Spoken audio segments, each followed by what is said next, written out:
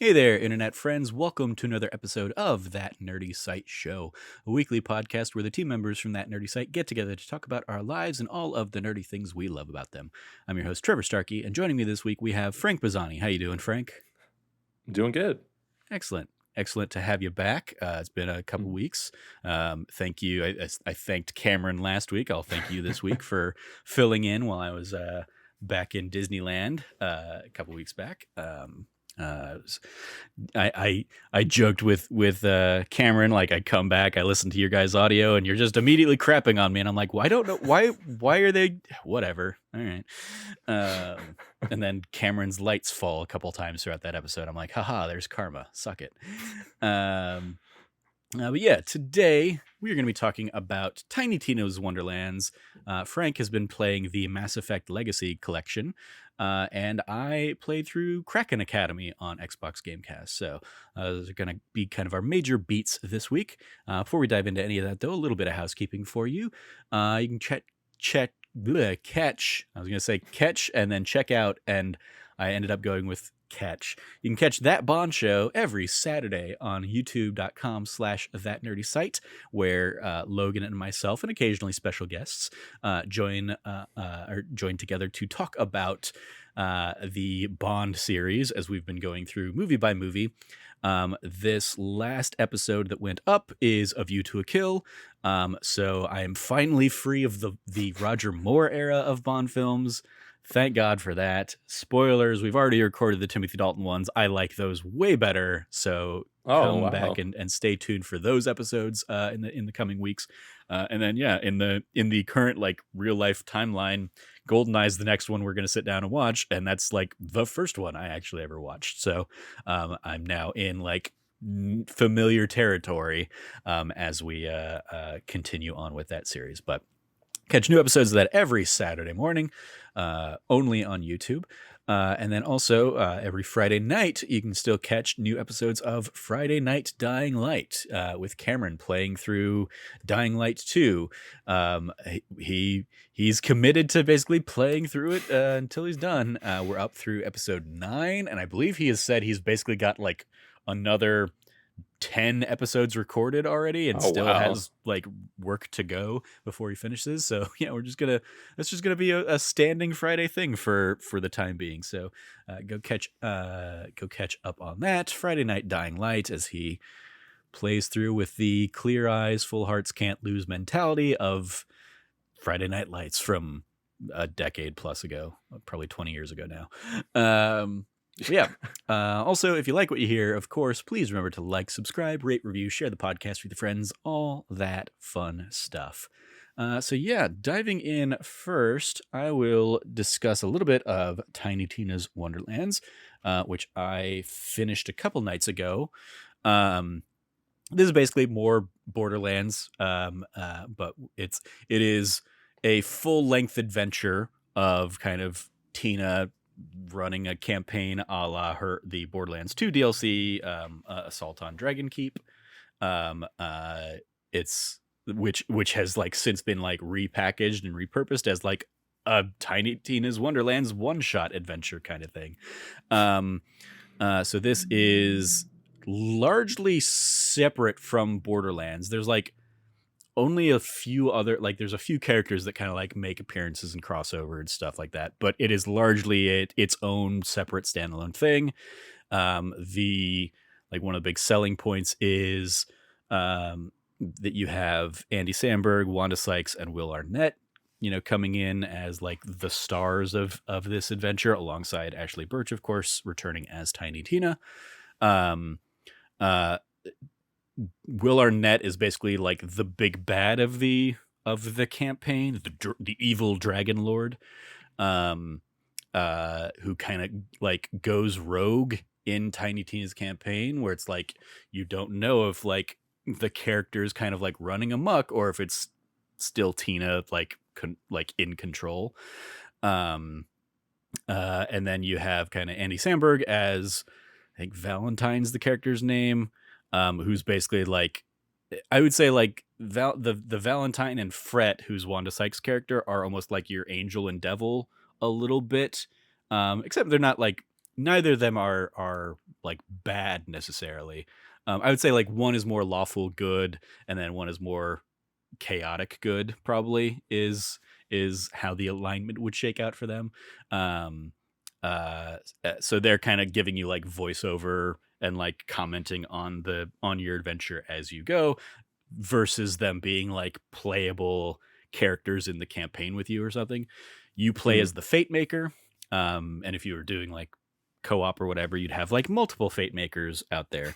But yeah, you're basically out there, rather than like playing a character as Borderlands games have done in the past. You are basically creating a character, and then you're still choosing like character class. In this case, things like Stabomancer, or I ran as a Spore Warden, Mm. which meant I had like a little mushroom companion going around and also doing damage and stuff with me as I went. Um, and you can like respec throughout the game. You can, at some point in the campaign, you can multi-class basically, and so you can pick a Oh, that's second cool. one of the classes, and then yeah, at any point you can't at any point or post game, I guess, you can switch up what your second class is, and you can like respec all your action points and stuff like that. Um, but you're locked into that like first class you picked. Uh, Mm. and then I'm trying to think any other like new. I mean, one of the other big major new elements of this one, I guess, is um, that this is less like Borderlands 3 was like, oh, you're on Pandora and you can like, fast travel around to different parts of the map. You can go to different planets and stuff.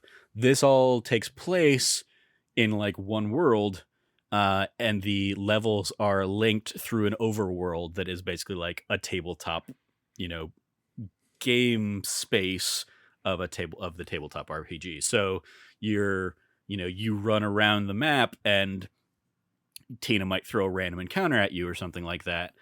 Or there are like shrines and little procedurally generated kind of places that you can go to complete little side quests or something like that. But then there are like the main like level areas that act more like a traditional Borderlands level, where it's like, okay, you're in here.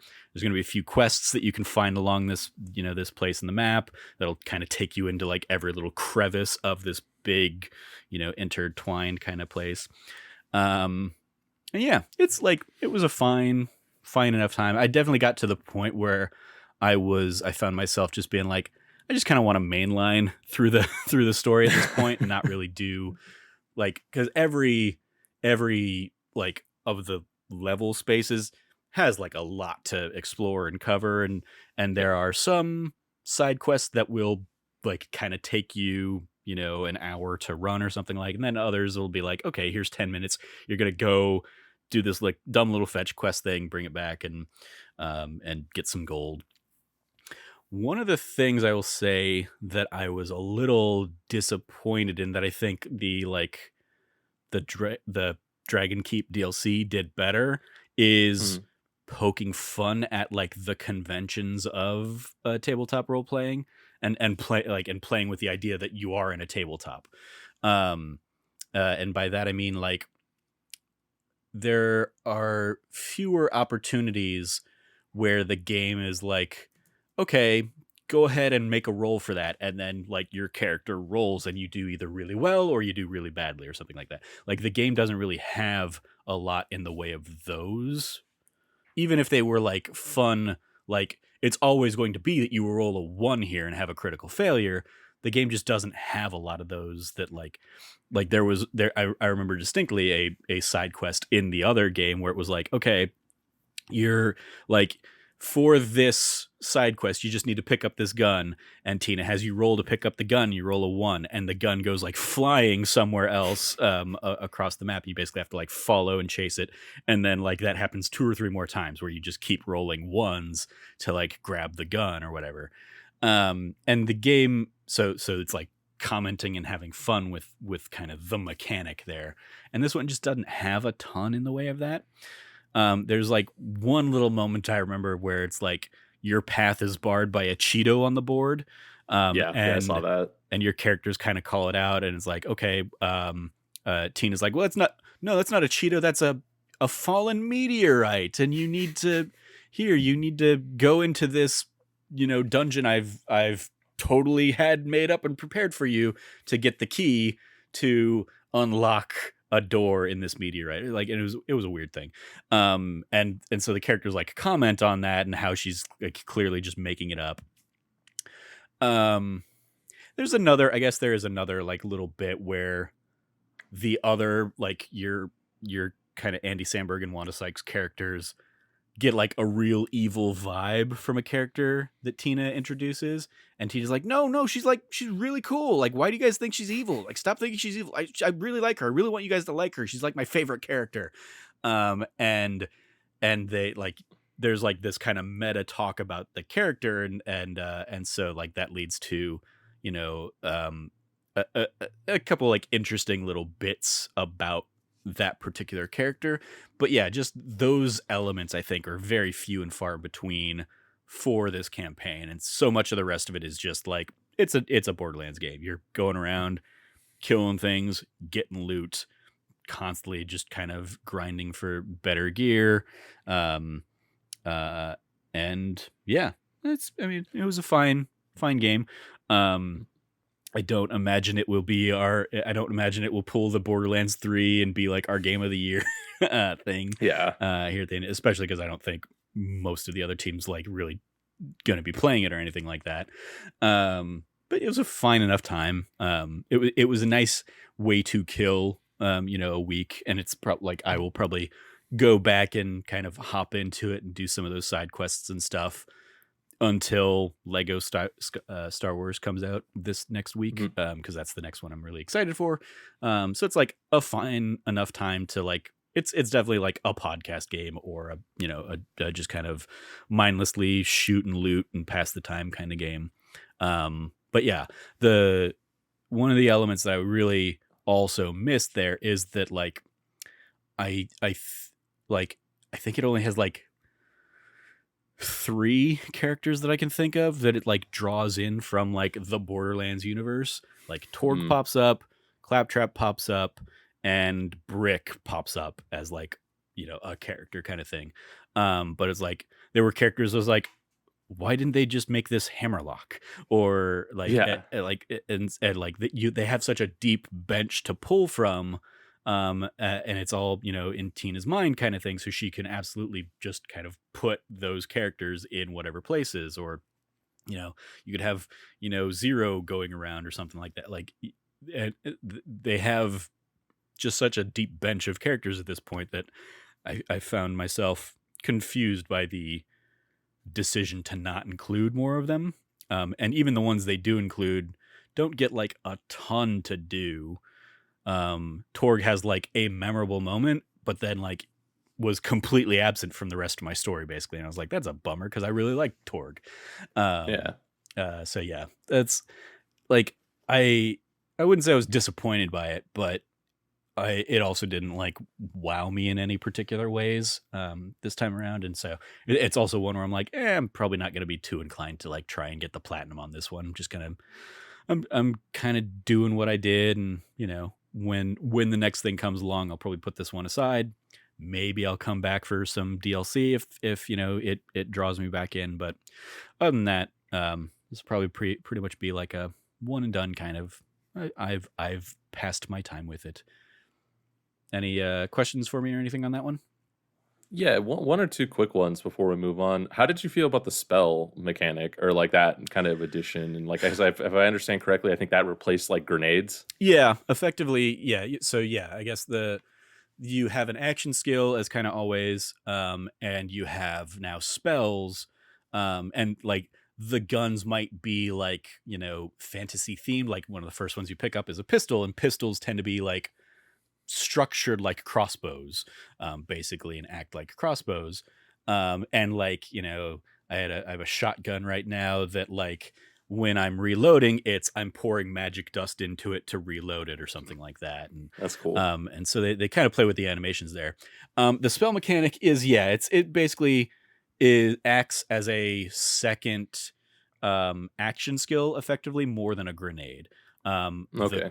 cooldown tends to be quicker, and you might have like depending on the spell you're using, you might have like 3 charges of this spell. So in that regard, it'll act like you have 3 grenades, but they're still going to act on like a cooldown timer rather than like you can pick up, recharges of that spell.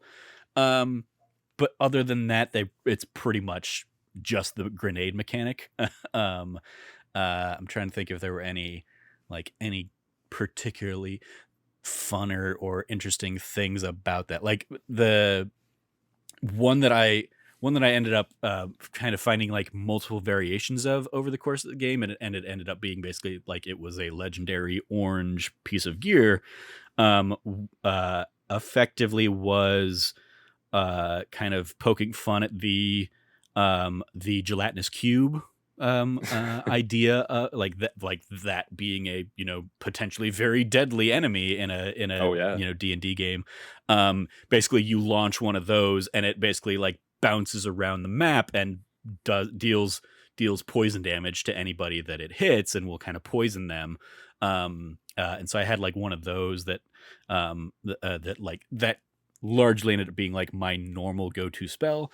Then I had like others that was like, oh, I'm casting a fireball or I'm shooting like a ray of ice or something like that. So they're typically, I would say, they have some kind of status element connected to them, that, you know, um, as is often the case in these kinds of games, certain enemies will be, weaker to other elements or something. So having like, a variety of weapons at your disposal of like, oh, okay, I'm going up against a bunch of skeletons. They're brittle and weak to ice. So if I have like freeze attacks, or a gun that shoots, freeze, kind of like ice damage stuff, those are good to pull out against that enemy type or something.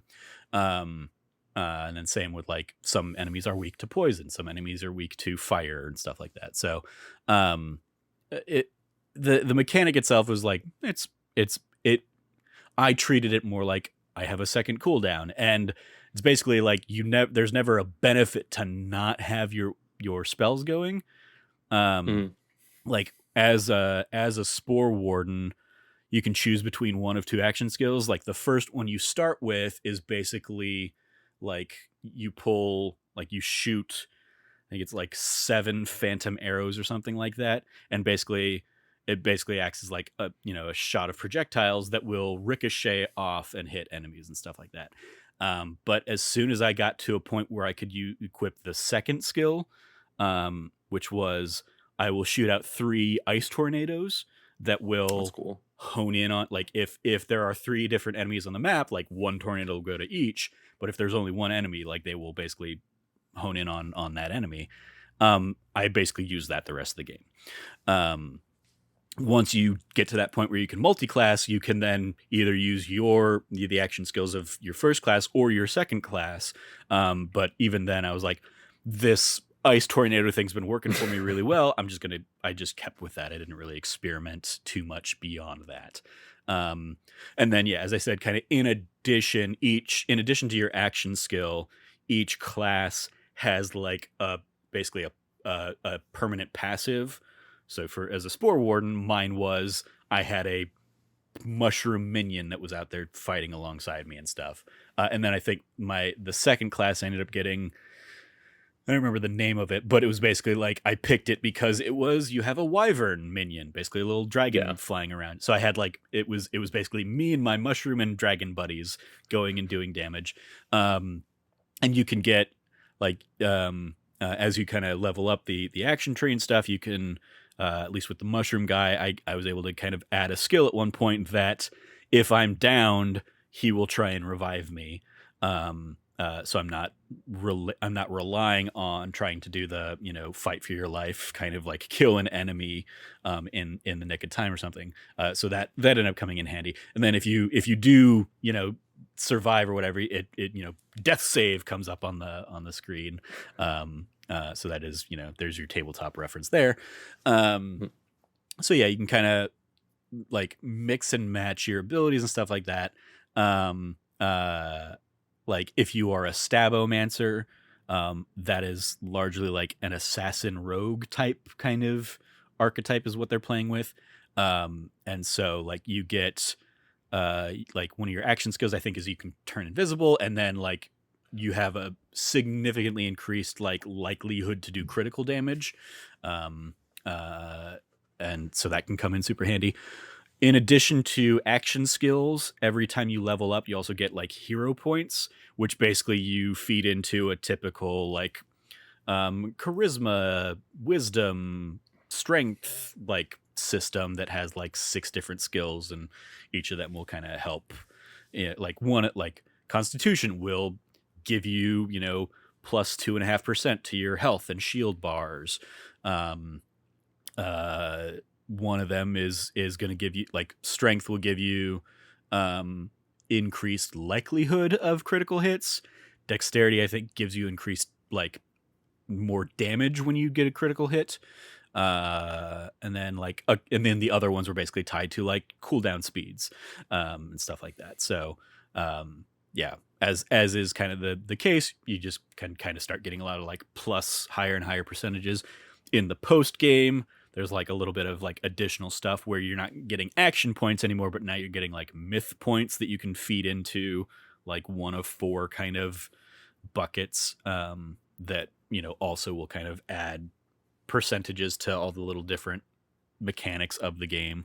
And yeah, that's I think about it. I'm trying to think if there's like much like with Borderlands 3, there's a handful of kind of things to do in each level that you'll find. Like there are lucky dice that you'll find around each map that you'll roll, and basically RNG will give you basically they act as additional chests mixed with like gold that are, I believe the mechanic is supposed to be as you're going through, like the more you collect, the better loot you're going to get overall. But that's not really like, it didn't appear to be tracked in any way. That's just what Tina says basically every time. Like you get one, you get a lucky dice, you find lucky dice, some loot pops out, and if you do hit like a nat 20, you'll usually get like a purple or 2 in that drop, or if you get like a nat 1, you'll get like one thing. And the amount of gold that pops out of it will vary, and there's like 10 to 20 of those hidden throughout the map and like the nooks and crannies. There's some jump challenge kind of stuff. You can find like one of those in each map largely and stuff like that. And it's Borderlands type stuff. Not breaking a whole ton of new ground with this game. If you've played a Borderlands, you're gonna you're gonna expect 90% of what this game has to offer. If you've played the Tiny Tina's DLC from Borderlands 2, you will expect 95% of what this game has to offer. And yeah, but it's still it's like comfort food really at this point. It's a fine way to waste a week. Have some fun time with that. And like I appreciated that at no point did I feel like Andy Samberg or Wanda Sykes or Will Arnett like were phoning in their performance. They're having fun with it. They're having a good time. They showed up and did the work that is asked of them. And of course, Ashley Birch still very good in the role of Tiny Tina. She brings a lot of fun manic energy to the role. But yeah, that's Tiny Tina's Wonderlands. Any other questions before we move on? One more quick one. I was just kind of curious based on the multi-classing, because I hadn't heard about that until you mentioned it. Like in D&D, when you multi-class, you have to decide like to share your levels between it. So you'd have to decide, am I going to level up like wizard or am I going to level up like barbarian? Mm-hmm. Is that the same thing here? Like, do you just get one like ability point and you have to decide which to put it in, or is it giving you ability points in like both? Like, are you leveling them up like together? No, it's pretty much the former. You get an ability point, and you can put it either into your primary class or you can put it into your secondary class. So for me, I unlocked it, I want to say maybe 5 levels before I got to like the bottom of the action skill tree on my my Spore Warden class. And you do, when you unlock the second class, it does give you like a few extra action points to unload at that point in time. But yeah, it's pretty much you when you level up from then on, you get one, and you can decide if you want to put it into the skill tree of your first class or your second class. And you're definitely not going to get enough to like max or to even get to the bottom of both. So it's pretty much just kind of like which one, what kind of management do you want to use? And then, like I said, once you go to or once you get to I think the end of the game basically, or in the post game, you can go to the they're effectively like the quick change things where you can basically Mhm. choose.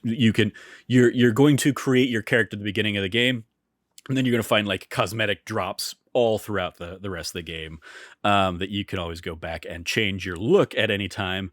Once the credits have rolled and you're kind of doing like the end game stuff, you can go in and respec your character as well if you want to switch your second class. I don't think you can switch both classes, but you can switch to second subclass. And then you could basically, since you can respec your abilities, you can pour all of your ability points into that second class if you want, and then kind of treat your first class as your subclass.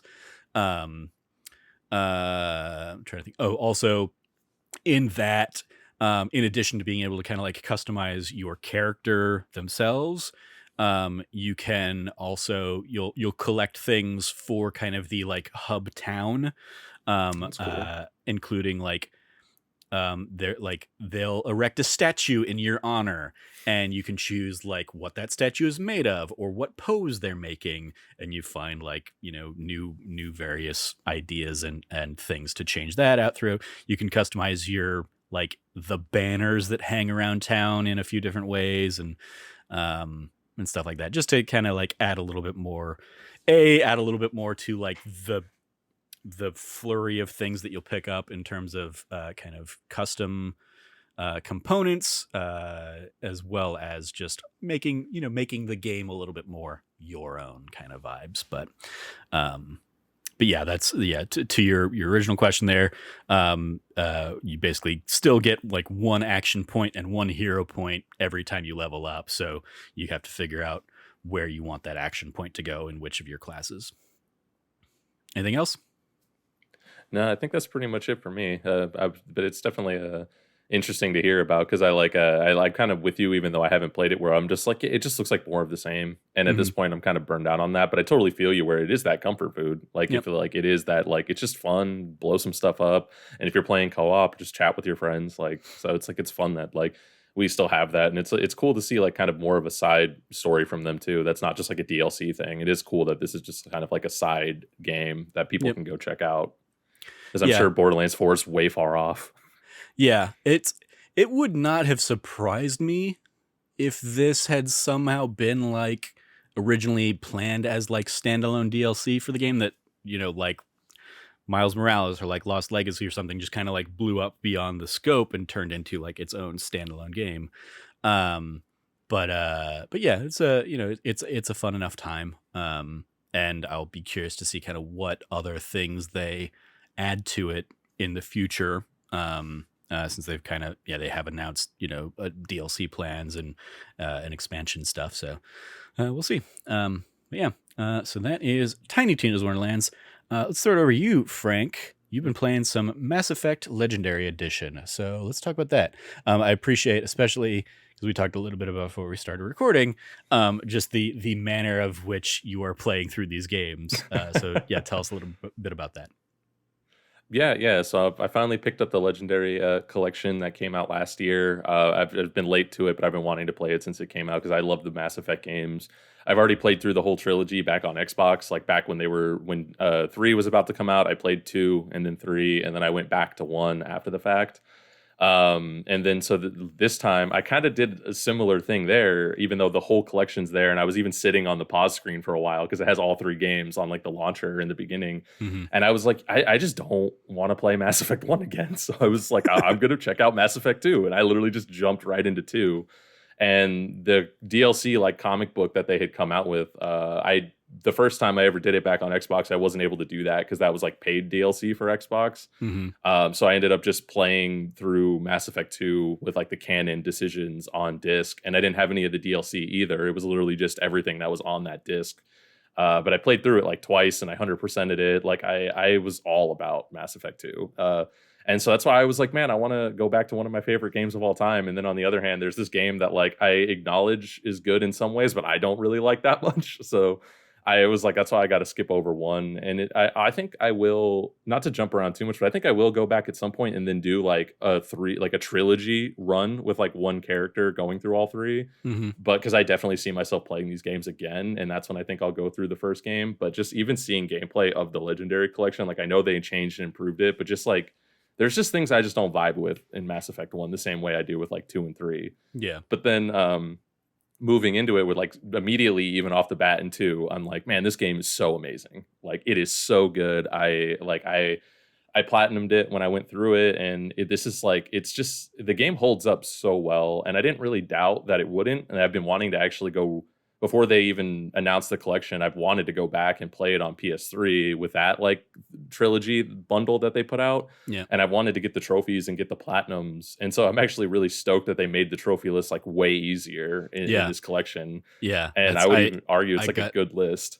Yeah, I got all 3 platinums last year for it.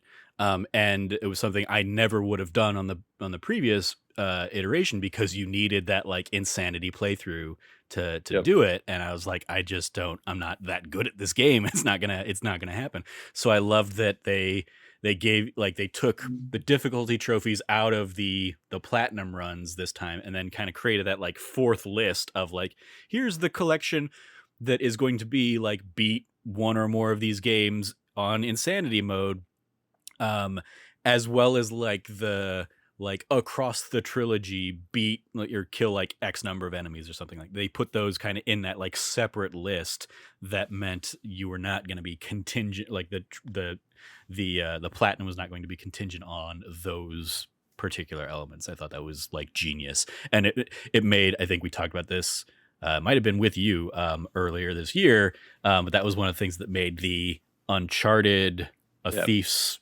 or the Legacy of Thieves or whatever, like something. Whatever the Uncharted 4 and Lost Legacy collection that came out this year makes that much more egregious, is that like they made it one list, and in order to get the platinum, you have to get the platinum in both games, because they turned Lost Legacy into just a full DLC list, but also put one of the trophies for the base game as like, get all trophies from Lost Legacy. And it's like, fuck this. This is the complete opposite way to do it than Mass Effect. So yeah, just extra agonizing on that front. But I'm glad you were able to hop in. And so in that, was this like the first time that you went and did some of the DLC and stuff, like the Bring Down the Sky DLC? Was that the first time you'd ever played that?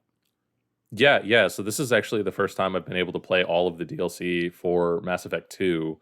And so even with like Lair of the Shadow Broker, like I knew that existed and I knew people really liked it, but I've never been able to do that before. And so I did that. There's also those fucking terrible Firewalker missions that they had to add in for some reason, because of that. And then that's also was like, they're not as bad. They're not that bad, but they're definitely like a low point compared to everything else. I mean, they're definitely more filler than anything. And I like those for the, I guess in part for the fact that like, they give you the like, enjoyment of, going around the planets on the Mako, that like, if you liked that element of the first game, despite the Mako controlling like shit, they give you that like feel and vibe, in a much better control scheme. And so like, I enjoy those little things. But yeah, they're obviously they're also just very much, they pale in comparison to like the Mass Effect 2 is Project Overlord and the, I think it's Bring Down the Sky, right? Or is that the first one? It's whatever the Batarian thing is. And Lair of the Shadow Broker. Like those were the 3 like real meaty DLCs for that one.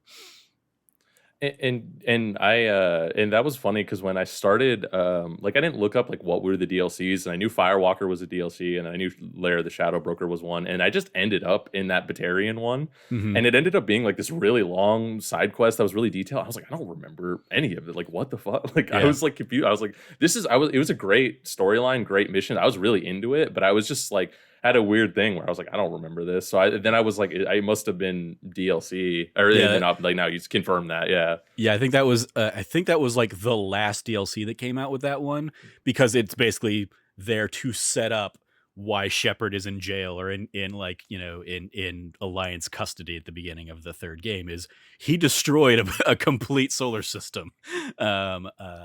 So yeah, that's that. I think that was basically the setup. And it's interesting because depending on like if you play that before finishing the main campaign versus after, like Hmm. you have like it basically, there's a different like end boss where like depending on where That's you play it, cool. it's either going to be Harbinger or it's going to be like a another Reaper that's kind of threatening you if you've already killed Harbinger. It, it because yeah, I this time I played it before beating the game, because even in my first playthrough and then my second playthrough of Mass Effect 2 back on Xbox, and then now with these, I always do that thing where I'm like, do everything before we go through the Omega 4 relay, and Hmm. technically it's before you even get the Reaper IFF. Yeah, But it's like, because then yeah, you don't have time to keep doing missions, and yeah, they let you yeah. do whatever after the fact. But But I'm just you will like, not you will not save as many of your crew members if you wait around and do all that stuff after the fact. Yeah. yeah. And I'm a good commander, man. I care about that crew. Like, I care about saving everybody and keep having everybody loyal and having all their stuff taken care of, and even saving the doctor and Kelly Chambers and like the Hmm. people from engineering, and like, and that's like one of the things that it's more about just how good Mass Effect and Mass Effect 2 is in general, where it's like you really are the commander of that spaceship. Like, Yeah. in like, you're building this crew, you get to build the relationships, like you get to like make all these decisions, and you also just get to like talk to people. And one of the things that hit me this time, like, I love getting the upgrades for the Normandy, and then like that doesn't come into play until like the last final mission, and then suddenly like some of those really matter. And like my first playthrough, I was just buying them because I was like, yeah, it sounds like something we should need, like armor plating, force field stuff, better Hmm. guns. Like, yeah, we need all that. And then when it comes into play, I'm like, that's so brilliant. And what really hit me this time about that is like, it goes into that you being a good commander, because like you talk to your squad, you ask them for what they think you should upgrade, and then they give you their opinion, and then if you do it, you'll have a better successful mission, like, Yeah. than if you half your squad will get blown out of the sky before you even get on the ground, like. Yeah. And I'm like, that's like really cool, and that's why, like, I love the whole game, and I love the whole setup of it's a suicide mission. You're just building up this crew of like misfits that some of them don't like each other because their whole like races have like all these crazy histories, and everyone's trying to like cooperate and work together on this mission that no one thinks they're going to come back from. And then the entire ending sequence of just jumping through that relay, I think, is just incredible. Like, I think it's like from the beginning to end, and I think it's like it's also such an amazing and a bit of like design work where, again, you being the commander, you get to like designate another fire team, and then you get to like pick like who's going to hack the door, who's going to do. You're constantly just making these calls, and your mission is going to be impacted on, like, again, like how well do you know the crew, how well have you like build the bonds with them, and like how well have you like understood the mission and like what's going to happen. And my first time through, I did really well, but without like just being, again, blind playthrough. My entire first playthrough, I only had one or two people died on my mission, and it's because I didn't have their loyalty. Hmm. And then because one of them didn't have their loyalty, Garrus died. And I was like, when I finished the game, it's like that thing, you have a crew, you have 8 or 9 people that are all like, we did it. And I'm like, we did not do it. We are playing the entire game over right now. Like, Yeah. and I'm like, Garrus is going to live. And yeah, that was my second playthrough. It was literally right after I finished, I just started over again. And Hmm. that's when I consulted a guide a little bit, but then I found out that I had done everything correctly. I just like didn't have the loyalty. And it's because I couldn't make the persuasion checks I needed because my Paragon wasn't high enough. Yeah. Um, but then now it's like, since I've been through all that, it's like this was a really fun playthrough because I already just know all of that, and I knew everything, and I know the ins and outs of the game. So it was easy to just remember, like, yeah, I'm picking the Paragon. I played Paragon again because I pretty much have just always played Paragon. I've been meaning to do a Renegade playthrough, but I do pick some Renegade options sometimes, especially because you can max out your Paragon like pretty easy, especially with all the DLC stuff they've added. Yeah. So it's like it's fun to pick the Renegade options sometimes. Like this time, at the ending conversation with the elusive man, I instead of picking the Paragon like nice diplomatic, I chose all the renegade answers and I just told him off, and I was like, this is the canonical version for me. Like, Yeah. especially because there's the one of the lines is he tells the elusive man to get in line or get out of his way, and I was like, hell yeah, Shepard. I was like, you tell this man off. Yeah. Um, Were you playing male shep or fem shep? I played male Shepherd again. Like on most of my playthroughs, I played as him, and I just use the default like version that you see in like the trailers and stuff because like I don't really care about character creator stuff usually.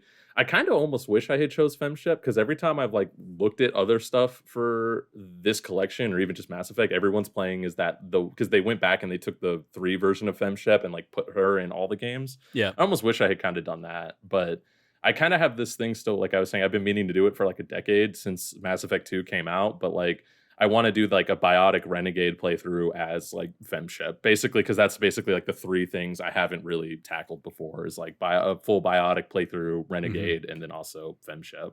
Yeah.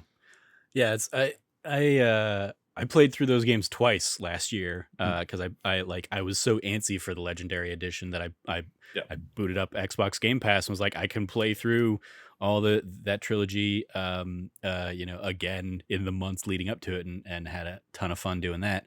And then the all of the just quality of life small things that they do make that so much better. One of the things I do, it's interesting you like actively being like, yeah, I'm just gonna play I'm gonna skip the first game and not even necessarily do the comic book kind of thing, or this time you did, right? This time I did the comic. Yeah.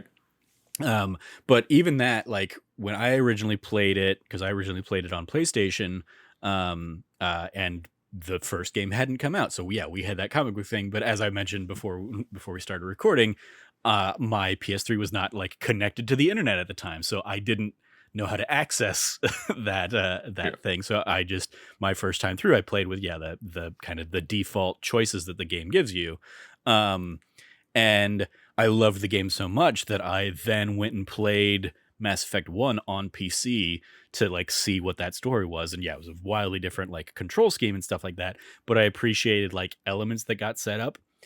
But also I wasn't able to like, I think, fully appreciate the second and third games until Mass Effect 1 proper came to PS3, and I did like a full trilogy run then, because there are so many great little like side things and side dumb little things you can do in that first game that then will continue to come back over and over throughout the trilogy. And to the point that you get like fun little payoffs in the third game of, this character that you met and helped in the first game, who, you also ran into in Arya's bar on Omega in, the second game. And then, finally you deal with them in the third game and stuff like that. And just the way they kind of like weave that story over those 3 games. If you don't play and you didn't encounter those people in the first game, you're not going to encounter them in the second and third games. So like I found out well after the fact that there were just so many little things that I had missed. In particular, like Shepard's, biggest fan kind of guy that you can help out. Like I feel like even like this most recent time through was like the first time I was seeing certain elements of this story, because I just hadn't come across some of those characters, in the initial, like even I guess there was one that I finally encountered for the first time in my most recent playthrough, was like in Mass Effect 1 you can talk to Shepard's parents, or Shepard's mom, I think. Wow. If you specifically picked the like, Earthborn option, or like it's whatever, it's one of those like background options where maybe it was Spacer or something like that, but it was basically like your like Mama Shepard effectively like calls you and you like check in while you're out, trying to save the world. And I was like, oh, that's like, that was just a it's a random little side blip of a mission that doesn't end up coming back into play in future games or anything like that. But it was like, oh, I didn't even know that you could like encounter Shepard's parents, because I think like in the original runs that I'd done, I did one of those where like Shepard is like, on their own and has been on their own their whole life or something like that. So like I love just the massive variety of things that you can find in those games. There was a video I watched around the time of it coming out last year that was like the most rare scenes that you can see, and it's basically like, you know, you have to you have to let things play out in very specific ways Yeah. to be it like the one was like, I think GameSpot or somebody did basically like the saddest possible playthrough of Mass Effect, where it's like people die as much as they can, and you're basically like, it's the kind of playthrough that by the time you get to Mass Effect 3, the reason Edie and what's his name? What's his butts? Joker? Vega. Oh, Vega, yeah. Yeah, James Vega, De La Vega, Yep. whatever. Like, the reason those characters are in there is because theoretically, yeah, everybody else could be dead, and you won't be able to bring any of those people back. But you need a squad of 3 for this game. It's just kind of That like makes a lot of sense, actually. ideas, Yeah. of like, and then yeah, because it basically boiled down to like the world's saddest Citadel DLC party, where like you play that DLC and everybody that could have died Hmm. by the time you get to that scene, and so you miss out on what is otherwise like an incredibly fun, joyous, like, let's look back at all the fun times we've had kind of experience. And it's just like a fascinating like variety to like the stories you could tell. And obviously most people are going to play, straight Paragon or straight Renegade and try and like save as many people as they can and try and like do that like best run possible. But the fact that there are so many options out there for like so many terrible things to happen is certainly fascinating to me. Yeah, I'm glad you're having fun with it. So you platinum the second one. You're playing through the third one now. Yeah, I just started it earlier, so I'm a few hours into the third one. And it's like it's been going good so far because I also do really like the third game. I've only played that one once though. Like Mhm. two is the one I played multiple times, and then 1 and 3 I've only played once. But I'm enjoying it so far, especially because like I even remember 3 blowing me away graphically back in the day, and I think it still looks amazing. Like on the Mhm. Legendary Collection, like flying into the Citadel for the first time on 3 is like insane. Yeah.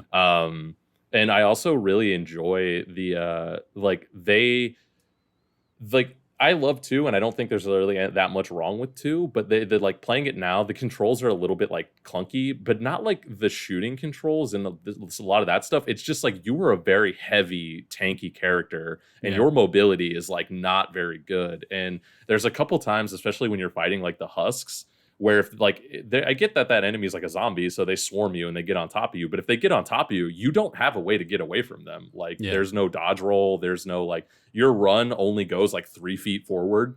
Like, and I guess it's because they only kind of put that in so you could dash like into cover. But I've Mhm. had problems where I dash from too far away, and then he ends up standing there just before he gets into cover, and I'm like mashing and I'm just getting shot at, and like it's nothing that's like game breaking, but it is those little things where I was like, yeah, and I kind of even remember it being that way back then, but now, like, I guess it's like post already having played 3 before. Now when I go back to 2, I'm like, oh yeah, this is a bit weird because I was thinking like, man, I wish there was a dodge roll, like, and then I was like, and I wish the melee was like better because in 2 it's just like a shoulder check with like the gun, Yeah. but in 3 you have like that full Omni blade that you can like charge up, and so even now that I'm only in a few hours into 3, I'm like, wow, every little tiny detail that like I thought on the top of my head of like, oh, I wish this is how we could improve 2, they put into 3, like Yeah. without me even like remembering every detail. Like I didn't remember that like the sprint is way better in 3. You can dodge roll, you can strafe like side to side. Like there's just a lot of these like movement abilities and a lot of the small things that are like improved.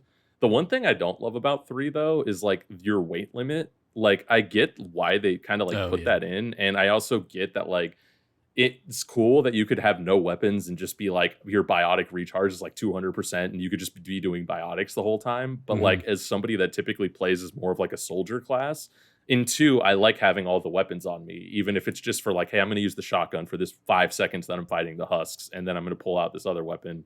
It's like more limiting to me to be like, okay, well I don't want to take like, it's easy for me to be like, cool, I'm not going to take a submachine gun and a shotgun. But even already where I'm like, well, if I take a sniper rifle, because that's like one of my favorite guns, and I like some of the pistols, especially like that heavy Karnax pistol, And then it's like, well, then if I want to put on an assault rifle, well, now I'm like over capacity already. Yeah. And like, you can kind of upgrade some of that stuff along the way too. And you can make like things lighter and you can make your capacity heavier. But it's just one of those things of like, I don't love that mechanic, but it doesn't like Yeah. ruin the game necessarily. Well, and in 3, isn't it that it really only affects your recharge, Your your recharge. cooldown time. So if you want to be a gun heavy person who's not using Yeah. your abilities particularly often, you can do that, and yeah, your abilities will just kind of have a Yeah. super slow recharge time. Because yeah, it's like you mentioning that, I'm like, oh yeah, that's right. Because I largely do play as a biotic or an infiltrator or something like that. I go in there with like, I think yeah, like a sniper rifle and a pistol for like long range if I want to just pick people off before I really go into combat, or short range. But most of what I'm doing, even when you were like, when the husks, swarm you, whatever, I'm thinking I just use my biotic ability that basically has me like jump up and like power slam and just like push, like launches everybody, around me back. I think Nova, I think is the ability or something like that. So like, it's fascinating that like, just our different play styles like benefit or hinder us in some of those capacities. And so yeah, like I'm like, oh yeah, like I always went in there, and even there would be times where I was like, I'm like, I kind of remember how this level is going to play out. I don't think I even need the sniper rifle. I'm just going to go in there with a pistol, bare bones, and just really pistol and use my powers with like this crazy high recharge rate, to manage. So I ultimately I like appreciate that, but I can't appreciate that. Yeah, if you usually play as like a soldier, and in the second game in particular, where like it's basically you just choose the loadout of like you get access to each weapon type and you can go in and do that. I appreciate that. Yeah, that's going to feel a little limiting in the third iteration. That yeah. So you only played Mass Effect 3 the one time. Did you play the DLC with that one, or have you not played those DLCs either? I've not played those DLCs either.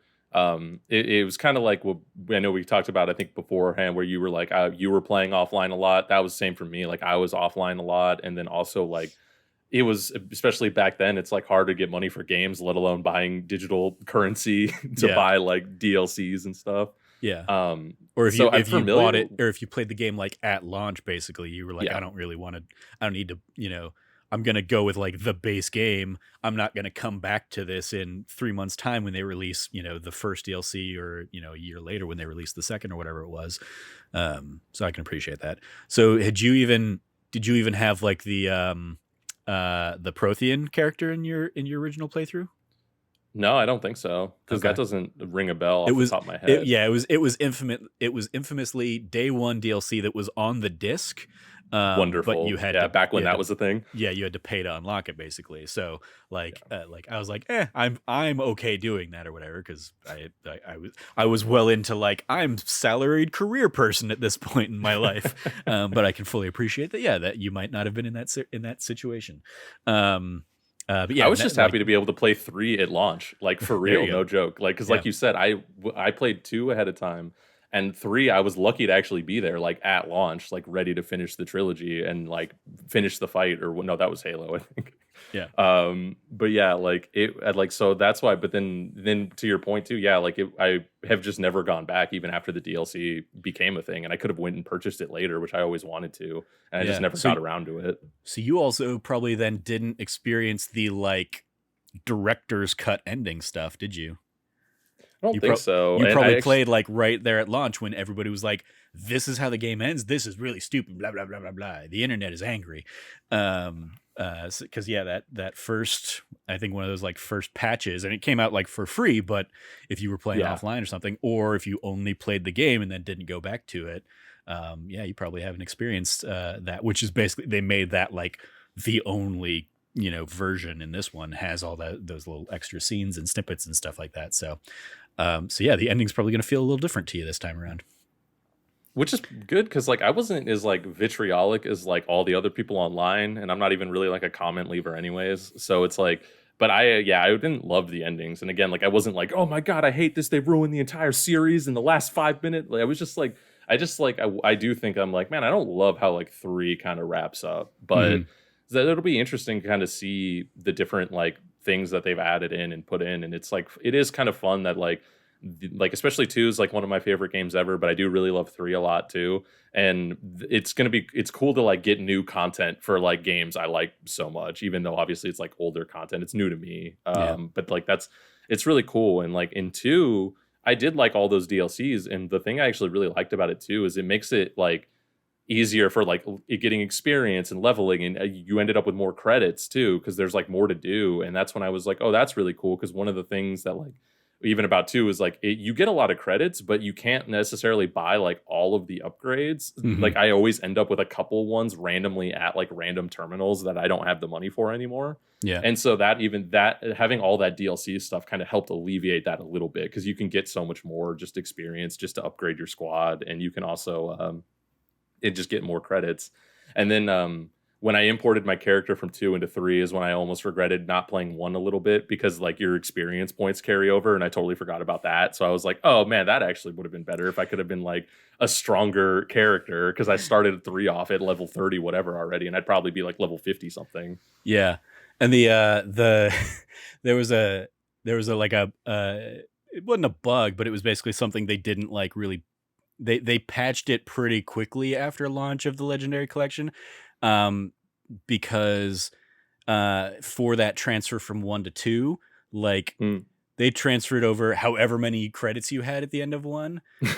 And so like, yeah, I started 2 and I was like, wow, I am rolling in cash, and was able to buy a whole ton of stuff where I was like, I feel like I've never been able to buy this. And yeah, like one of the first patches they released was like setting a limit to how much cash carries over into the second game. So I was like, haha, got to enjoy that exploit. But then there's like a lot of it that is also tied to like some of those things are designed, especially I think in the, and I think this is one of the like this is maybe the weakest element of the third game's trophy Mm. list, is that um there are elements that are designed to like you won't even unlock these things until you're doing a new game plus.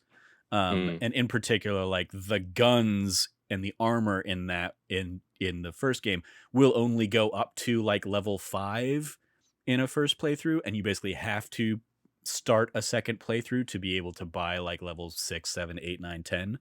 And I think there's a trophy for like buying a level 10 gear or something like that. So I think like for the platinum in that one, it's basically like, okay, you play through the game and then you play through like the opening chunk until you can get to the armory for to but your cash and stuff from the game carries over. So like with Mass Effect 2, if you were to kind of like play a second run through with your character, all your money and all your maybe not all of your resources and stuff, but like a lot of your resources will carry over into a second game to give you kind of that head start.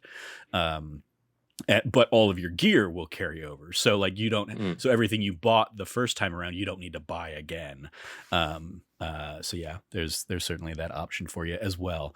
But yeah, I will be very curious to hear what your thoughts on, because I think in addition to the like From Ashes DLC, which is the Javik DLC that'll give you the Prothean Mm. character as a party member in that in Mass Effect 3, the Leviathan DLC and the Citadel DLC I think were the two big ones that Yeah. one gave, and then they did a whole bunch of like multiplayer DLC and stuff, which obviously not in this collection.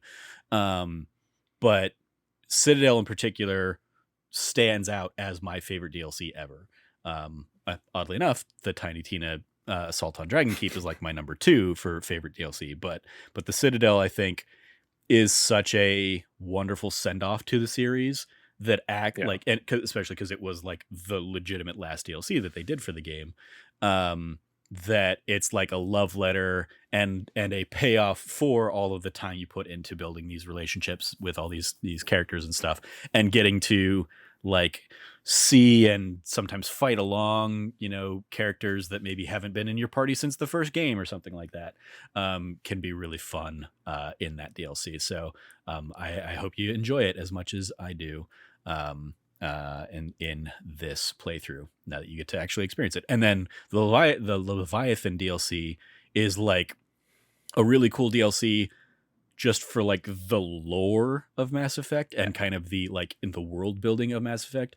And it's one that I know when Cameron played through the games last year, it was his first time playing through it, and he was like, "This like changes everything. Why did they not have this in the game at launch?" I'm like, I know, but it's really cool stuff. So I hope those are a couple of DLC that like with the Shadow Broker and stuff. I hope you really get to enjoy that in the third game here.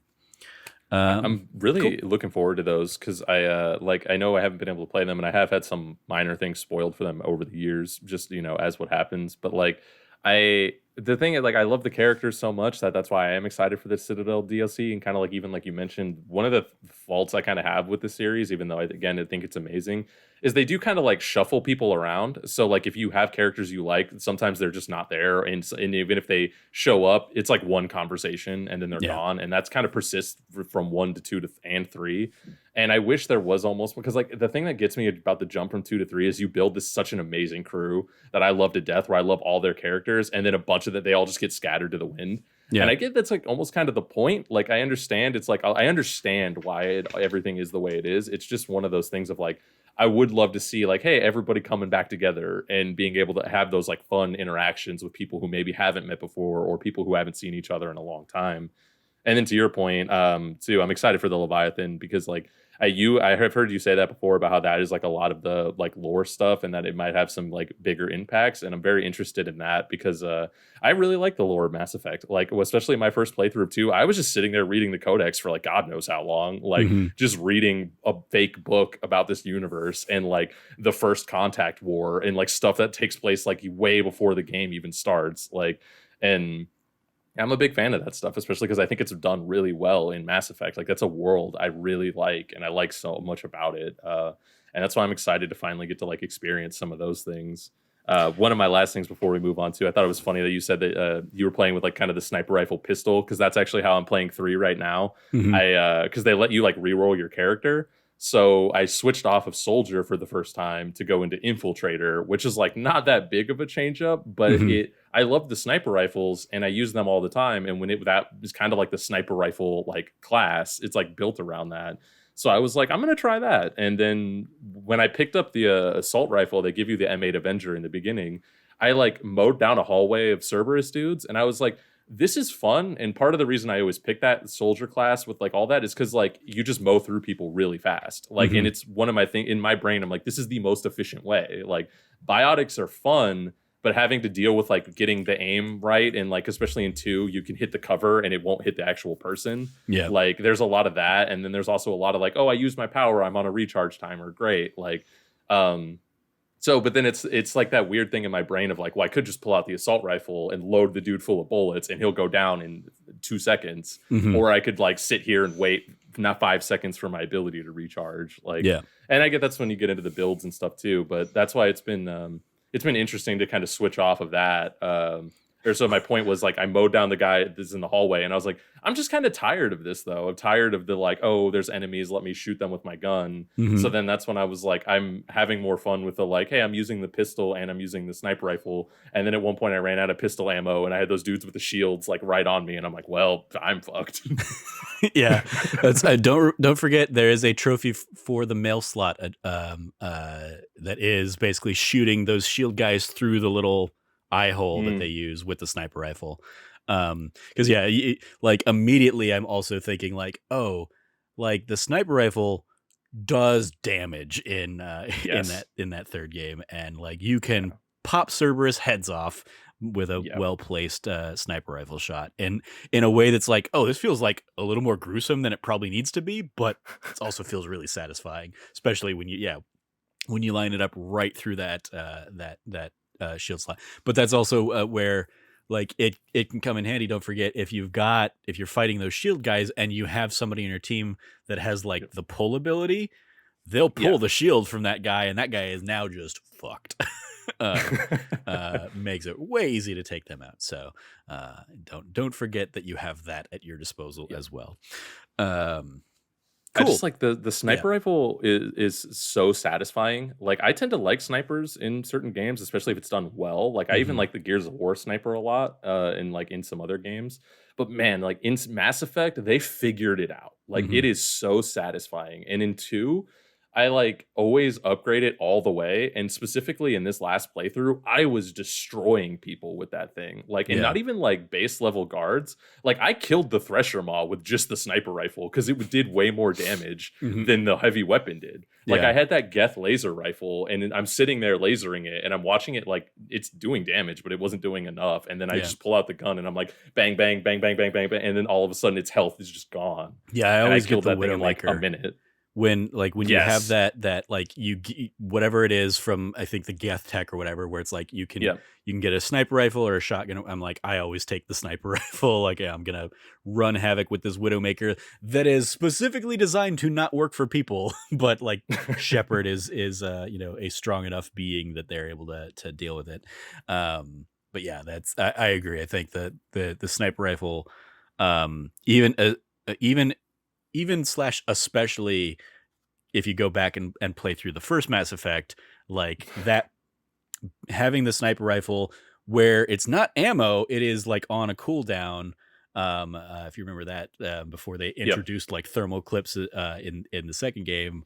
Um, but yeah, on that first one, like if you can get a sniper rifle that like can get 2 or 3 shots off before it'll overheat, you can do a lot of damage if you have a good enough aim on some of those baddies. So yeah, shout out to that game. Um, Yeah. yeah, I wish you all the best. God, talking about this, I just want to go back and do like a renegade playthrough of it.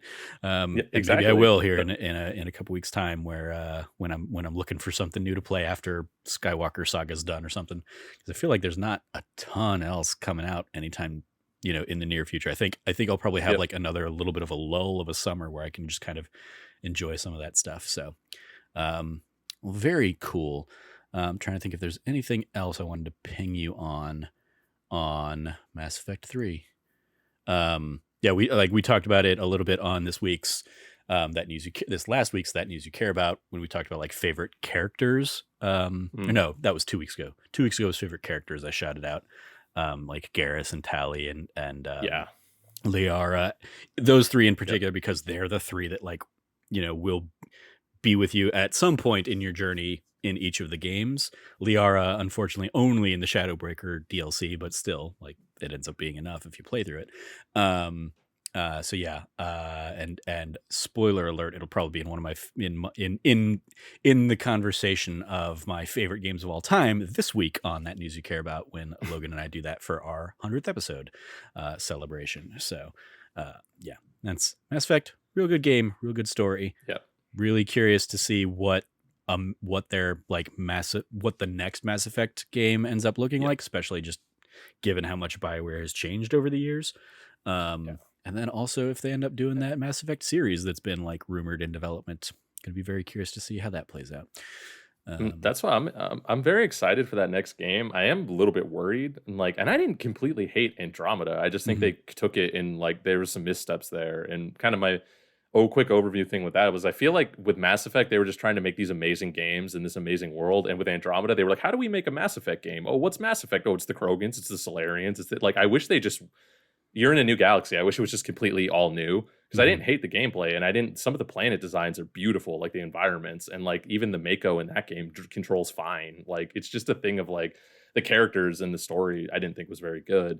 And Yeah. then I know that now it's kind of going back to like think like the core Bioware team, where that was kind of like a separate Bioware team. But like I'm worried because I'm like, how many of the people who made these amazing games are even there, especially Yeah, after like exactly. Anthem and Yeah. shit and I just don't like it makes me worried, but I'm hopeful at least, especially because like I think like a modern Mass Effect with a lot of the way that like game design has just evolved and like small quality of life improvements and things, I think could be really awesome, especially like it running on next gen hardware with like SSDs that load instantly. Like, can you imagine just hopping across the galaxy in like an instant or Mhm. like going through portals and doing whatever, like all this cool stuff? Like, And one thing I kind of want to see, especially like I would love to see, is I would love to see more of that mission design from the end of 2 when you're at go through the Omega Relay Hmm. as like a core game mechanic. Like I would think it'd be cool if there were more missions where like it wasn't just who were the 2 people you want to bring with you. It's like, hey, bring 2 people with you, but you have to designate another team to go in and do some other objective that you're not even going to see. And Yeah. then there'll just be like radio banter. And again, you can change it up like how well your mission goes depends on like how well you plan it out. Like that I think is what makes that mission so great, and that's why I love it. But I would love to see more of that throughout like the entire game rather than just relegated to like that one awesome 2-hour mission. You know what I'm saying? Yeah, no, absolutely. And that's definitely a thing that I think.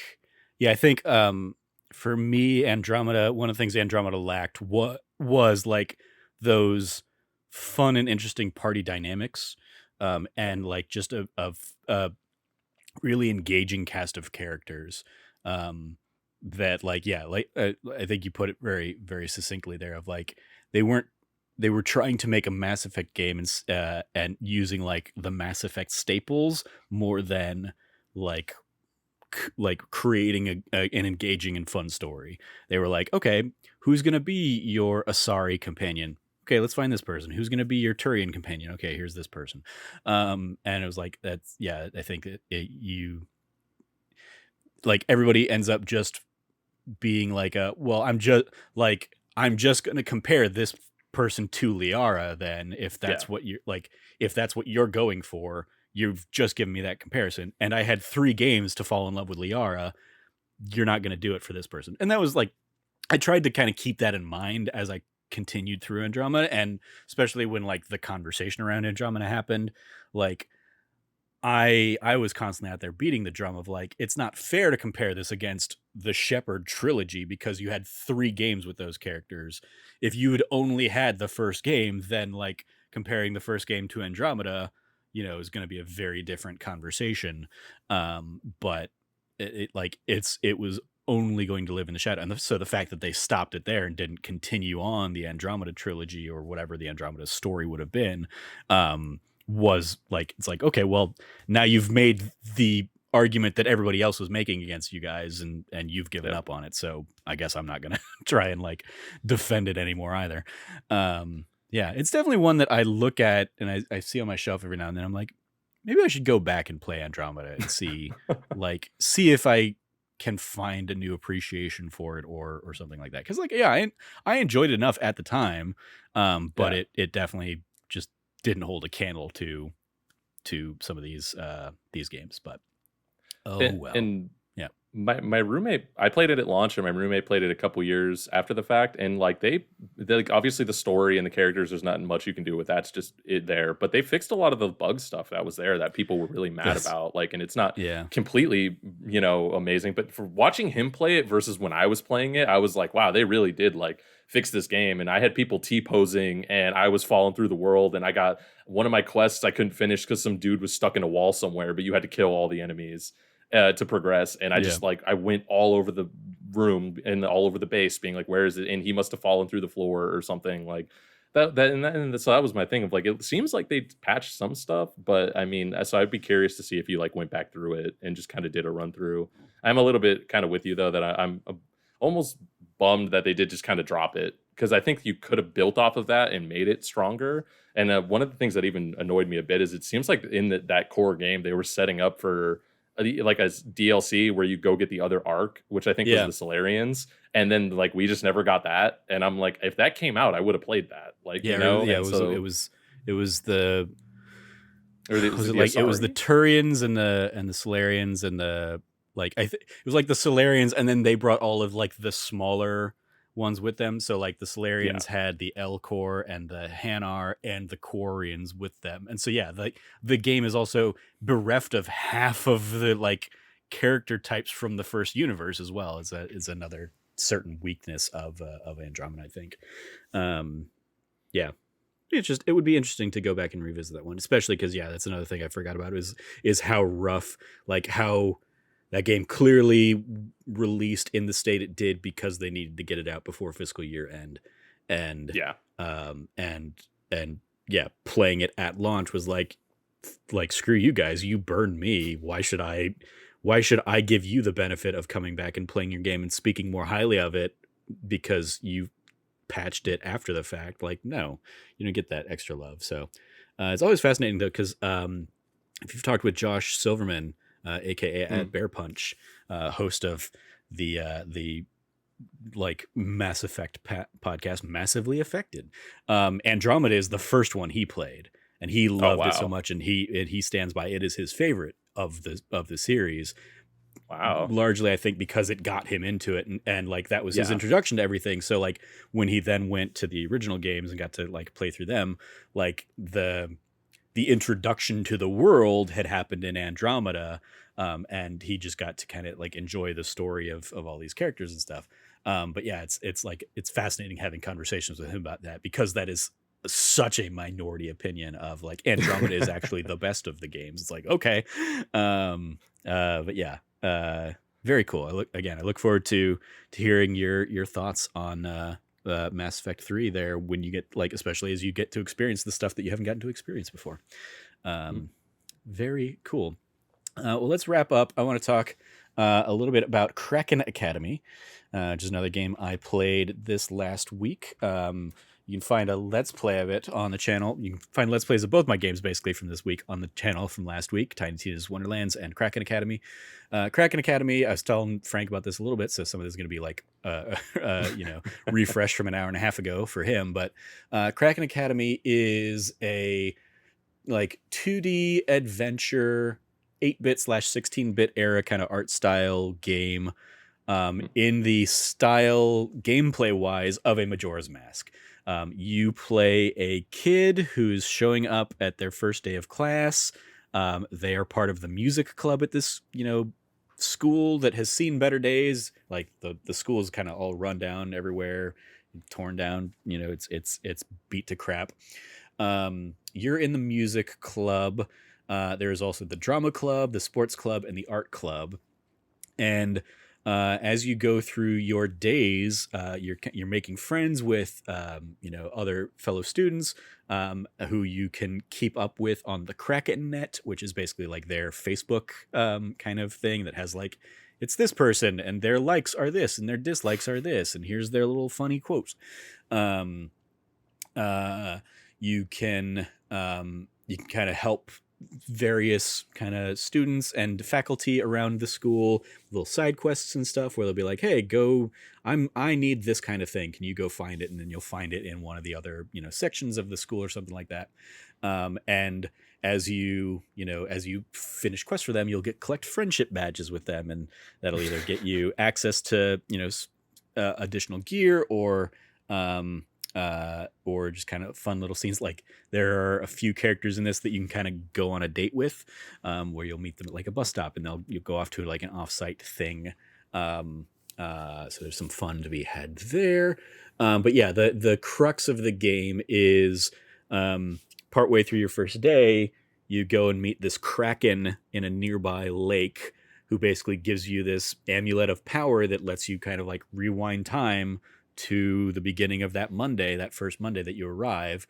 And basically you're set on this task of the world is going to end on Wednesday, or like at the end of Wednesday, the world ends. So you have to save the world basically. And to do so, you have to free these like protector spirits who have become locked inside various students around the school. So the first one that I had to go and save, and you can kind of get this in the Let's Play that I put up, is the first spirit is trapped inside Broccoli Girl, who is a girl who is basically a head of broccoli. She's little animated, kind of fun kind of character. But she is very sad because of a breakup, and so she's trying to like get over her ex by finding somebody new or something like that. And she's like the whole kind of like first chapter is basically leading up to a party that's going to happen at the abandoned dorms on that Wednesday night. So you have to kind of put a few things in place to like unlock access to that, basically help Broccoli Girl out with a couple things. And then as kind of the game progresses, time is ticking away. And certain things will only be available Monday during the day, or Monday at night, or Tuesday during the day, or Tuesday at night, or whatever. So you kind of have to play around with like the time of the game. At any time, you can use your magical amulet and like rewind back to Monday. You will keep any items that you have, but everybody kind of forgets that they talk to you. So if you'd started like a little side quest with somebody, you might need to like restart that side quest. Or if you like gave an item away to somebody as part of a side quest, you might need to go find that item again now or something like that. So, yeah, it's a fun little, adventure kind of thing. There's not really like combat or anything. The game, the only like real mechanic in the game for the most part is they will give you some occasional quick time events. And it's basically going to be like a meter where you're trying to basically like line up the, you're trying to hit the button when it lines up at the right spot. Or it'll be like a button mash kind of thing. And usually, there's like an accessibility thing where you can set those to easy or you can set them to hard. They're not terribly difficult. And I don't think there's a really, like, even if you fail them, I don't think your progress will really be impeded, but you do, like, if you succeed and if you succeed really well, you'll collect bottles, which can be like basically recycled for money at various machines. Cause again, the school is run down and beat and looks like shit. And you can make it look more like shit by destroying garbage cans with and various other like breakable objects, and collect bottles that then you can take to like recycling machines effectively that will convert the bottles that you turn in to money that you can then buy for like decorations for your room or a couple of like actual necessary items for kind of progression through the plot and stuff. But yeah, it's like, other than that, it's a lot of, you've been given a quest and it's basically like a little bit of a puzzle thing. Somebody is looking for this thing. Where are you going to find that thing? Or how do you find that thing or whatever? How do you get around this guy who's, like one of the first puzzles you'll encounter might be the guy in the cafeteria is also like effectively the night guardsman or something like that. And at night you kind of need to sneak past him to access a thing so that you can get into the party on that, on that first Wednesday or whatever. But he's a light sleeper, so if you try and like sneak by him, he'll wake up, stop you. And so how do you sneak by him? And it's basically like, oh, you need to go find sleeping pills and give him you can make him a cup of tea, and if you don't have the sleeping pills, you can basically give him tea, and a tea with like a lump of sugar or something like that. But if you do have the sleeping pills in your inventory, you can throw sleeping pills into the mix, he'll pass out, and then you can sneak by and kind of, so it's trying to, doing that thing of like, okay, it is a, almost, I would say, point and click adventure game, but without the pointing and clicking. But it's that kind of adventure game of like, okay, I've got to solve puzzles. Sometimes they're going to be very obscure kinds of things, but the item descriptions might tell me or give you a clue on what you need to do, how to get through it, stuff. There's a lot of charm and a lot of humor to this game.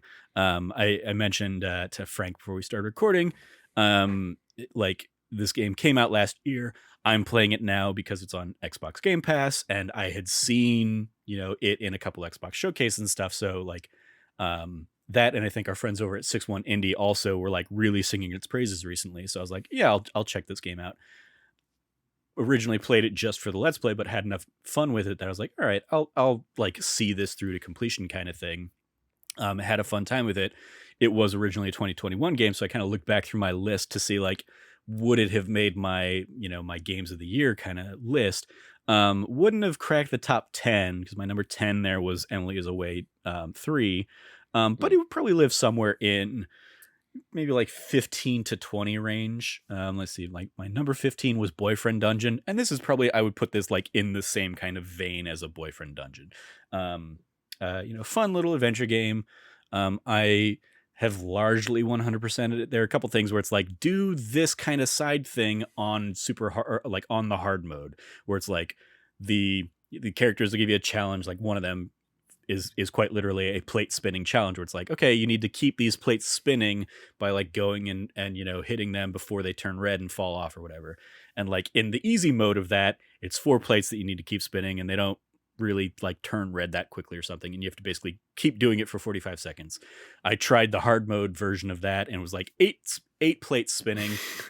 You don't have like a run option, so like depending on where the which plates start turning red and stuff, you might just not be able to get to it in time, so you're kind of going to be like a little screwed. And I was like, well, this is not going to be fun.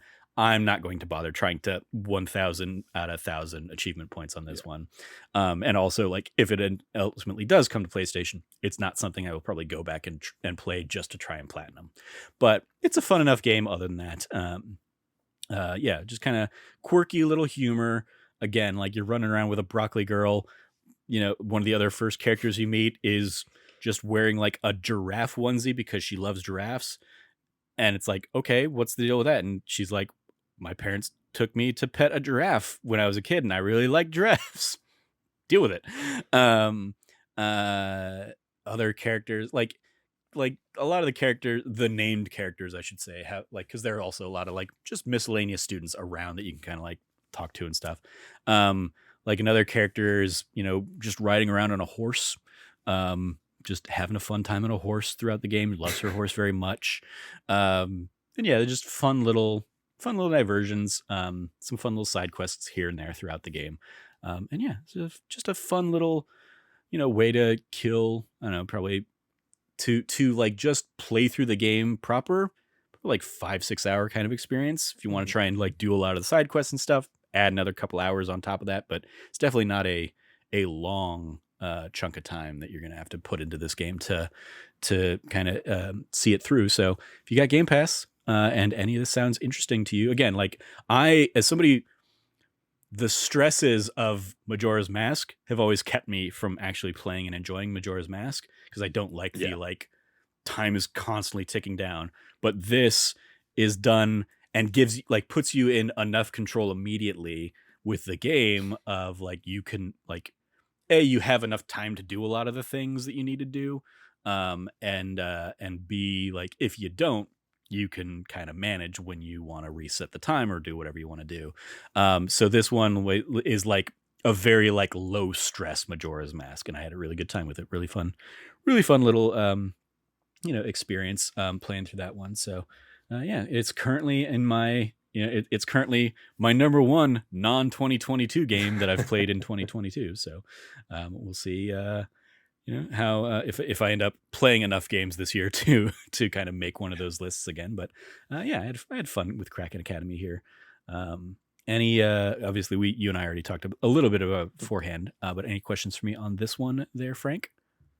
I don't think I have any questions, but I'll throw in there, like, I'm excited to actually go check that out, like, based on what you've told me earlier and now, like, because this one slipped by me, like, I was not familiar with this game really up until, like, I saw you were talking about it before, I saw your Let's Play go up, and, but now based on what you told me, I think this is totally up my alley, and I'm definitely interested to go check it out, and then you kinda hit the nail on the head too, though, where you're like, "It's on Game Pass," so the Yep. barrier to entry is, like, so low that I'm like, "Oh, it's on Game Pass? Yeah, I'll go play it." I've Yep. been meaning to go get on Game Pass again because I don't keep my subscription every month, but I usually let like a backlog build up. And at this point, that backlog is like pretty big. So I need to go just like hook up my Xbox and get a month of Game Pass and just go plow through a bunch of games. Yeah, that's like when I originally played it and did like the Let's Play, like I played through it and I was like, this was a fun time. This will be enough to keep me through, like to keep me kind of busy and enjoy it, because I had finished Tiny Tina's Wonderlands at that point or whatever.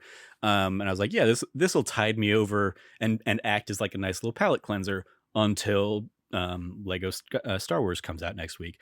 And then I basically like finished it the next night or whatever. I was like, well, that went quicker than I was expecting.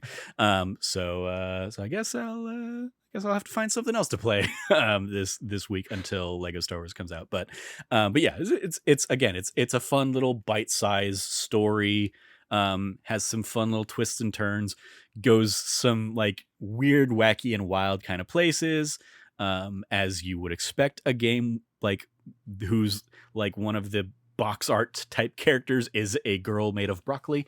Um, so yeah, because you are just totally a normal guy, by the way. That's Yeah. yeah, like you're just a 15-year-old kid or whatever it is, going to like a little private school.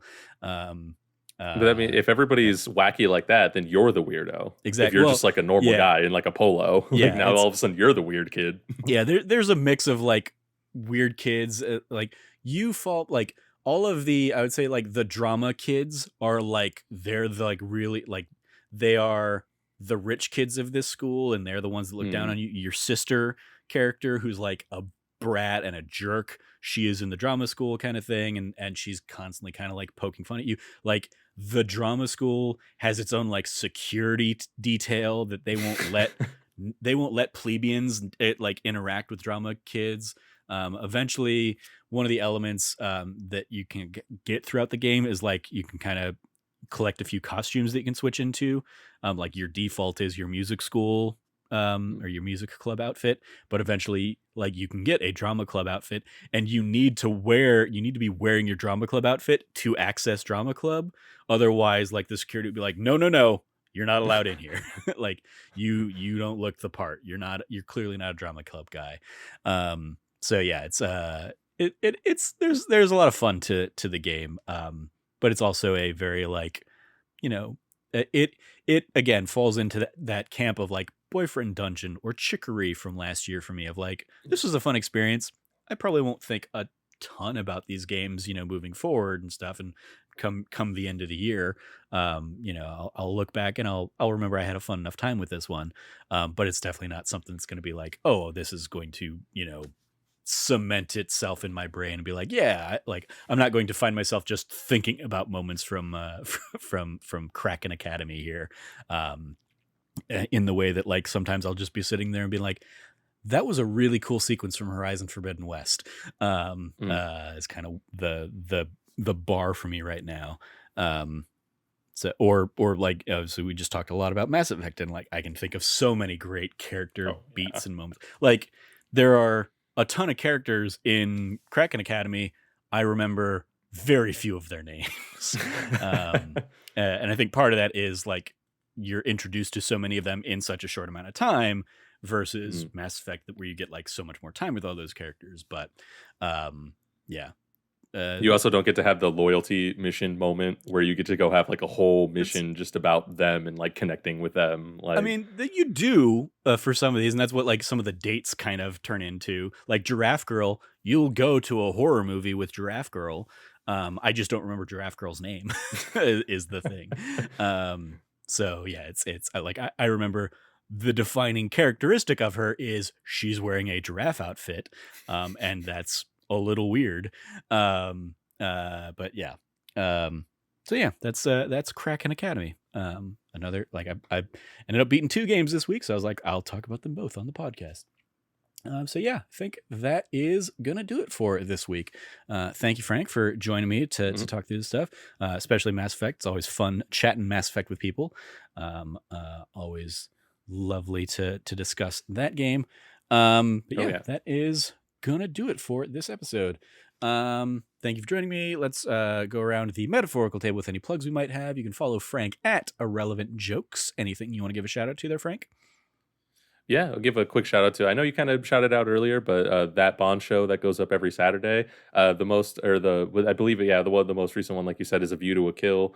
I recommend people check that out because that movie's wild, and I bet like I still have been meaning to listen to that one. It's in my watch later playlist, but I wanted to join for that one. I just wasn't able to make it in time, but I'm like that movie's so wild, and I totally get what you're feeling. Where you're like, I'm just glad to be away from the Roger Moore era because it starts out pretty high and it just nosedives. Yep.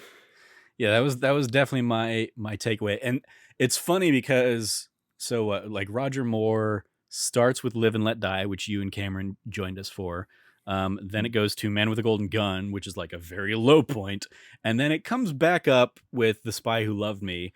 And at I that really like Spy point, Love Me. I said to Logan on that episode, I was like, so I think I might like Roger Moore more than I like Sean Connery. um, Yep. because I think like he's had, he's these have been like a couple of good movies, and even Man with the Golden Gun, I didn't hate as much as Logan hated it, and I really liked I like Christopher that Lee one. in it. And Yep. then just as like it was almost as if saying that cursed me, because the next four movies I absolutely hated, and two of them are Yeah. like the bottom of my list.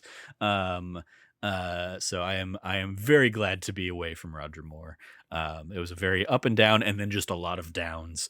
But yeah, you can find all of our thoughts on that Bond show, where Logan and I talk about those. And yeah, the next one I'm sitting down to record is going to be Goldeneye, and so now we're in an era that is like at least a known quantity to me, and it's going to be a matter of how well do these hold up, Mhm. especially in a like I've also seen Daniel Craig movies kind of thing. So, because yeah, I think at this point there are only two that I haven't seen, and it's basically like Quantum of Solace and Spectre, two of the Daniel Craig Mm. era ones I haven't Not seen, great. but the other Daniel Craig three that I have seen I really enjoyed. So, you know, Amazing. it's gonna be a matter of like where do all these things fall, and I also know that while I'm going to enjoy Goldeneye, I think there are other Pierce Brosnan ones that I may not enjoy as much. I can't imagine I'm going to hate any of them more than I did the Roger Moore stuff, but you Well, know, there's we'll the one see. with Christmas Jones, which is my least favorite of all of them, Yeah, probably. yeah. But that's like because I love Goldeneye. That's like one of my favorites of all time for Hmm. James Bond. And then for me, Pierce Brosnan does the same thing where his movies just do this progressively. Yeah. Like, and it's so I'm really curious to see you kind of go through it and see. And I'm also even kind of curious what you think about like the plot of Tomorrow Never Dies, because that makes me laugh in Yeah. the fact that we're 30 years in the future and we can just laugh about how like that doesn't make sense anymore. Yeah, very true. Um, cool. You can follow me at Trevor J. Starkey. I will give a shout out to That D Plus show, which here in the month of April we did. Moon Knight was last week's episode, but every other episode this month is going to be Pixar themed. Starting this week with Turning Red. Then we're going to do Luca. Next week, and then we're gonna kind of go back to early Pixar days with A Bug's Life and Monsters Inc. to wrap out the month. Basically, the idea is like Pixar old and new this Mhm. month. So stay tuned for those episodes here throughout the rest of April. You follow all of us over at That Nerdy Site, or go to thatnerdysite.com for all the latest content from us. Once again, if you liked what you heard, please like, rate, review, subscribe, share the podcast with your friends, ring notification bells on YouTube, all that fun stuff. Thank you for listening. As always, stay nerdy and be good to each other.